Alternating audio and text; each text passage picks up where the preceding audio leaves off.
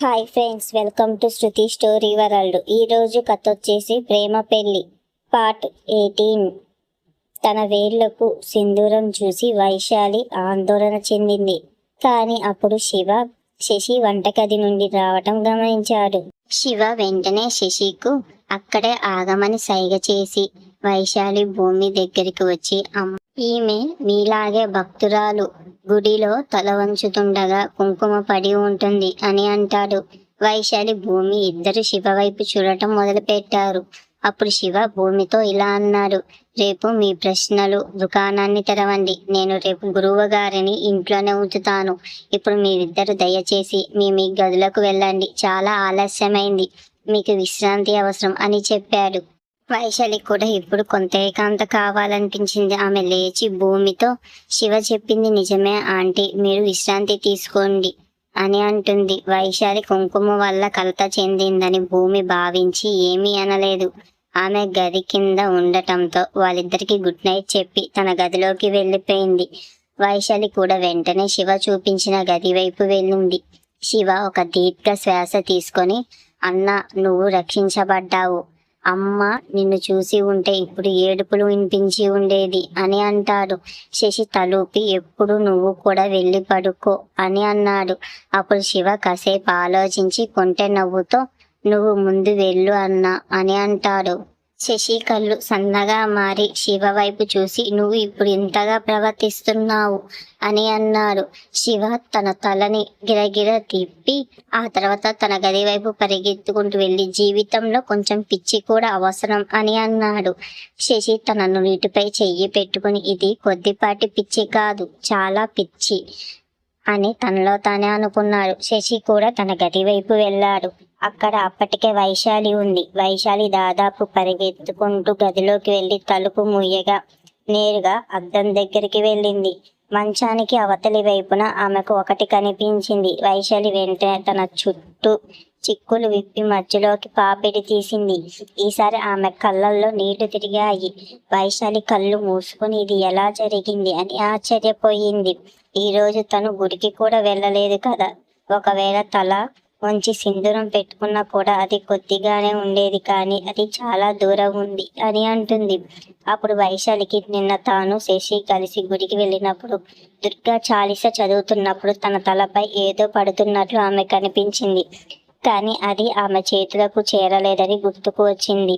అవి పువ్వులనుకుంది. కానీ ఆ కుంకుమ చూశాక పురోహితులు ఈమెకు ప్రశాంతమైన వైవిక జీవితం కలగాలని ఆస్వాదించాడు కదా అని వైశాలి మనసులో అనుకుంది. వైశాలి చటుక్కున కళ్ళు తెరిచింది. సరిగ్గా అప్పుడు గుడిలో జరిగిన సంఘటనలు ఈ రోజు జరిగినవి ఆమె మదిలో మెరిశాయి. ఆ మాటలకు వైశాలి వణికిపోయింది. తాను శశి తలరాతలు ఒకే కుంకుమతో ముడిపడి ఉన్నాయి. వారి బంధం ముద్రించబడిందా? అందుకే శశి ఒకదాని తర్వాత ఒకటిగా సమస్యలను ఎదుర్కొంటున్నాడు. వైశాలి ఆలోచిస్తుండగా శశి గదిలోకి వచ్చాడు. తలుపు అప్పటికే తెరిచి ఉండటం చూసి ఆమె కనుబొమ్మలు చిట్లించాయి. కానీ వైశాలి మంచానికి అవతలి వైపు ఉంది. తలుపు దగ్గర నిలబడి ఉండటం వల్ల అది గమనించలేదు. అందువల్ల శశి వైశాలిని చూడలేదు. అతను లోపల నుండి తలుపు గడియా పెట్టి తన చొక్కా గుండీలు విప్పుతూ లోపలికి వచ్చాడు. అకస్మాత్తుగా అద్దం ముందు విగ్రహంలా నిలబడి ఉన్న వైశాలిపై అతని కళ్ళు పడ్డాయి. జుట్టు విరబోసుకున్న వైశాలిని తన గదిలో అది అలాంటి స్థితిలో చూసి శశి ఆశ్చర్య చెంది వైశాలితో, నా గదిలో ఏం చేస్తున్నావు అని అడిగాడు. శశి గొంతు విని వైశాలి భయపడి ఆతృతంగా వెనక్కి తిరగటంతో అద్దం దగ్గర ఉన్న పెట్టెను ఢీకొట్టింది. దాంతో ఆమె వస్తువులన్నీ కింద పడిపోవడం మొదలుపెట్టాయి. పైనుంచి శశిని చూసి వైశాలి మరింత భయపడింది. శశి వైశాలిని ఆ స్థితిలో చూసి గాజు పెంకు తగలకుండా జాగ్రత్తగా ఆమె దగ్గరకు వచ్చి, ఏం చేస్తున్నావు? నీ దృష్టి ఎక్కడ ఉంది? అక్కడి నుండి తప్పుకో, గాజు పెంకులు నీకు గుచ్చుకుంటాయి అని అన్నాడు. కానీ వైశాలి ఏమీ వినడం లేదు. శశి తనకు అంత దగ్గరగా ఉండటం చూసి ఆమె మరింత భయపడింది. వైశాలి స్పృహ కోల్పోయి ఉండటం చూసి శశి ఆమె రెండు చేతులు పట్టుకొని, వైశాలి ఏమైంది అని అడుగుతాడు. వైశాలికి ఒక్కసారి స్పృహ వచ్చినట్లు అనిపించింది. ఆమె శశి చేతుల నుండి తన చేతులు విడిపించుకొని వెనక్కి తడబడుతూ తనలో తాను కొనుక్కోవడం మొదలుపెట్టింది. ఏ బంధం ఇలా ఏర్పడదు, ఇదంతా నా వల్ల జరగడం లేదు, నేను ఏమి చెయ్యలేదు అని అనగా శశి ఏమీ వినిపించుకోవటం లేదు. వైశాలి ఎందుకిలా ప్రవర్తిస్తుందో, ఏం జరిగిందో అతనికి అర్థం కావటం లేదు. అప్పుడు శశి కళ్ళు వైశాలి జుట్టు మీద పడ్డాయి. అది కొంచెం చెదిరి ఉన్న మధ్య పాపిడి సమానంగా ఉంది. సింధూరం వెనక వరకు కనిపిస్తుంది. అవును, సింధూరం కొంచెం లేతగా అయింది. బహుశా దువ్వడం వల్ల కావచ్చు, కానీ అతను దాన్ని అర్థం చేసుకోగలిగాడు. బహుశా వైశాలి కుంకుమను చూసి ఉంటుంది. అది ఎలా జరిగిందో ఆమెకు అర్థం కావటం లేదని శశి గ్రహించాడు. అందువల్ల ఆ విషయాన్ని స్పష్టం చేయడానికి శశి స్వయంగా వైశాలి వద్దకు వచ్చి, శాంతించు, నిన్ను నేను అమ్మవారికి కుంకుమ పెట్టి లేస్తుండగా పొరపాటున ఆ కుంకుమ నీ మీద పడింది అని చెప్పాడు. ఆ మాటలకు వైశాలి తల ఊపింది. ఆమె పాదాలకు సమర్పించిన కుంకుమ ఆమె నుడిటి మీద పడింది. ఆ విషయం తలుచుకుంటేనే వైశాలి భయంతో వణికిపోయింది.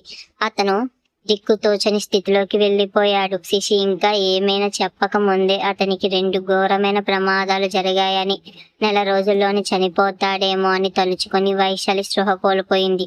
శశి వెంటనే ఆమెను చూస్తున్నాడు. అతని చేతికి అప్పటికే గాయం ఉండటంతో వైశాలిని ఎత్తడానికి ఇబ్బంది పడ్డాడు. అందుకే అతను మంచం మీద పడుకోబెట్టాడు. కొద్దిగా కుంకుమ వల్ల స్పృహ తప్పిన వైశాలికి ఏమైంది అని అతను ఆశ్చర్యపోయాడు. కానీ శశి ఆమెను బ్రతికించాలని నిర్ణయించుకొని ఆమెను నిద్రపోనివ్వాలి. ఉదయం ఏం జరిగిందో చూద్దాం అని అంటాడు. ఇలా అనుకుంటూ శశి తన గదిలో నుంచి బయటకు వచ్చి శివ గదికి వెళ్ళాడు. శశి చూడగానే అతను తనను చంపడానికి వచ్చాడని శివ అనిపించింది. అందుకే అతను వైశాలిని తన గదికి పంపాడు. కానీ శశి వచ్చి నిశ్శబ్దంగా పడుకున్నాడు. శివ ముఖం చిట్లించి, అన్నా, ఎందుకు అంత నిశ్శబ్దంగా ఉన్నావు? నా మీద పన్నాగం చేశావా? ప్రేమ మాటలకు బదులుగా గొడవ జరిగిందా? అయ్యో శివ, ఇప్పుడు నేను ఇంకా కష్టపడాలి అని మనసులో అనుకున్నాడు. మరుసటి రోజు వైశాలి ఇంకా నిద్రపోతూనే ఉంది. కానీ శశి తొందరగా లేచి అలవాటు ఉంది. అతను లేచాడు, కానీ అతను బట్టలు గదిలోనే ఉన్నాయి. దాంతో ఏం చేయాలో అతను ఆలోచించాడు. శశి ఒక్క క్షణం ఆలోచించిన తర్వాత తన గదికి వెళ్లి తలుపు తట్టాడు. కానీ వైశాలి నిద్రపోవటంతో ఎటువంటి స్పందన రాలేదు. వైశాలి గురించి ఆందోళన చెంది శశి అనుమతి లేకుండా తలుపు తెరిచాడు. అతను లోపలికి ప్రవేశించి వైశాలిని నిద్రపోవటం చూసి ఇప్పుడు గాలి పీల్చుకున్నాడు. అతను తన బట్టలు తీసుకొని త్వరగా వెళ్ళిపోవాలని నిర్ణయించుకున్నాడు. శశి అల్మారా నుండి తన బట్టలు తీయడం మొదలుపెట్టాడు. కానీ అనుకోకుండా డైరీ కింద పడిపోవటం వైశాలి చటుక్కున మేల్కు వచ్చింది. తన కళ్ళ ముందు శశిని చూసి ఆమె మళ్ళీ భయపడి వెంటనే మంచం దిగి కంగారుగా, సార్, ఇక్కడ ఏం చేస్తున్నారు అని అడుగుతుంది. అది శశి గారి. ఆమెకు తెలుసు కాబట్టి రాత్రి నిద్ర ఒకే గదిలో ఉన్నారా అని అడగాలనుకుంది. అక్కడ శశి మరియు భూమి మరియు శివ ఫోటోలు ఉండటంతో ఆమె పొరపాటున శశి గదిలోకి ప్రవేశించింది. అంతేగాక ఆమె స్పృహ కోల్పోయినప్పుడు శశి ఆమె ముందు ఉన్నది. ఇప్పుడు ఆమె కళ్ళు తెరిచినప్పుడు కూడా శశి ఆమె ముందే ఉన్నాడు. కానీ వైశాలి మళ్ళీ భయపడటం చూసి శశి ఆమె దగ్గరికి వచ్చి, నీకేమైంది? ఎందుకంత భయపడుతున్నావు? నీకేమైనా ఒంట్లో బాగోలేదా అని అడిగాడు. శశి అలా మాట్లాడటం చూసి వైశాలికి చెమటలు పడ్డాయి. ఆమె మనసు తుఫాన్లా చెలరేగుతుందో ప్రతిస్పందించే మానసిక స్థిరత్వం ఆమెకు లేకపోవడంతో అక్కడ నుండి పారిపోవడమే మంచిది అని నిర్ణయించుకుంది. వైశాలి కేవలం నేను బాగానే ఉన్నానని శశి నుండి దూరంగా నడవడం ప్రారంభించింది. అప్పుడు శశి ఆమె చెయ్యి పట్టుకొని మళ్ళీ తన ముందు నిలబెట్టి, సమస్య ఏమిటో చెప్పు అని అడుగుతాడు. వైశాలి మరింత ఆందోళన కలిగింది. తను ఏ సమస్య చెప్పాలి, దానికి ఏం జరిగిందో అర్థం కావటం లేదు. ఆమె కళ్ళలోకి చూస్తూ, అతను ఎవరైనా నన్ను దొంగ చూపులు చూడటం నాకు నచ్చదు. నీ మనసులో ఏదైనా ఉంటే నాతో చెప్పవచ్చు, కానీ నిన్నటి నుండి నేను నిన్ను చంపేస్తానేమో అన్నట్టుగా నువ్వు నాకు భయపడుతున్నట్లు గమనిస్తున్నాను అని అన్నాడు. చంపే మాట వినగానే వైశాలి పరిస్థితి మరింత దిగజారింది. శశి చనిపోతాడు అనే ఆలోచన మనసులో ప్రతిధ్వనించడం మొదలు పెట్టాయి. శశికు ఏది చివరి క్షణమో ఆమెకు తెలియడం లేదు. వైశాలి నుండి చెమటలు కావడం మొదలైంది.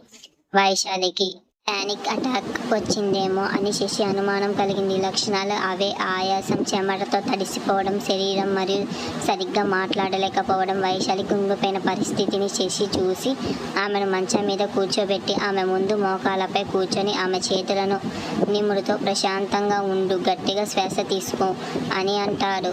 శశిని చూడగానే వైశాలికి ఎక్కి ఏడ్చింది. తన వల్ల శశి చనిపోతాడేమో అని ఆమె భయపడింది. ఏమీ ఆలోచించకుండా వైశాలి శశిని కౌగిలించుకొని ఏడుస్తూ, నేను ఏమి చెయ్యలేదు అని చెప్తుంది. శశి కొంచెం ఆశ్చర్యపోయాడు. కానీ అతను వైశాలికి తన డబ్బు ఇవ్వలేడు. బదులుగా ఆమెను శాంతపరిచి, శాంతించు సరేనా? నువ్వేమీ తప్పు చేయలేదు, కానీ విషయం ఏమిటో చెప్పు, బహుశా నేను నీకు సహాయం చేయగలుగుతాను అని అన్నాడు. వైశాలి శశిను మరింత గట్టిగా కౌగిలించుకొని అతని భుజంలో ముఖం దాచుకుపోతుండగా అకస్మాత్తుగా తలుపు తెరుచుకుంది. జాను చేతిలో గులాబీ పువ్వు లోపలికి దూకి శశి ఎక్కడున్నావు అని అడిగింది. కానీ ఆమె చెప్పిన మాటలకే తన కళ్ళ ముందు శశి ఒక అమ్మాయిని కౌగిలించుకోవడం చూసి జాను గుండెల్లో నిప్పు రగిలింది. జాను గుండెని వైశాలి భయపడి శశి నుండి దూరంగా జరిగిపోయింది. వైశాలి అలా భయపడటం శశికి నచ్చలేదు. బహుశా వైశాలి తన సమస్య ఏమిటో అతనికి చెప్పి ఉంటుందేమో, కానీ జాను అక్కడ ఉండటం ఆమెకు మరింత భయపెట్టింది. శశి జాను వైపు చూసి కోపంగా ఇలా అంటాడు, నీకు కనీసం మర్యాద లేదా? నా అనుమతి లేకుండా నా గదిలోకి రావద్దని నీకు ఒక్కసారి కాదు 1000 సార్లు చెప్పాను అని అంటాడు. జాను తన చేతిలోని గులాబీని గట్టిగా పిసుకుతూ బిగించింది. ఆమె దీర్ఘంగా ఒక శ్వాస తీసుకొని తల వంచుకొని కూర్చున్న వైశాలి వైపు కోపంగా చూసింది. జాను ఏమీ మాట్లాడకుండా ఆ గులాబీని నలిపివేస్తూ గదిలో నుంచి బయటకు వచ్చింది. శశి తను అంటే ఇష్టం లేదని ఆమెకు తెలుసు, కానీ అతను మరో అమ్మాయి ముందు తనను అవమానించాడు. మరి ఆ అమ్మాయి ఎవరు? ఆమె నేరుగా శశి గదిలోకి వెళ్ళింది. శశి ఆమెను కౌగిలించుకున్నాడు కూడా అని తనలో తానే అనుకుంటుంది. ఇప్పుడు వైశాలి ఏం చేస్తుంది? నెల రోజుల్లో శశి నిజంగా చనిపోతాడా? జాన్ వైశాలికి కొత్త సమస్యలు సృష్టిస్తుందా? ఇది తెలుసుకోవాలంటే నా ఛానల్ని వెంటనే సబ్స్క్రైబ్ చేసుకోండి ఫ్రెండ్స్.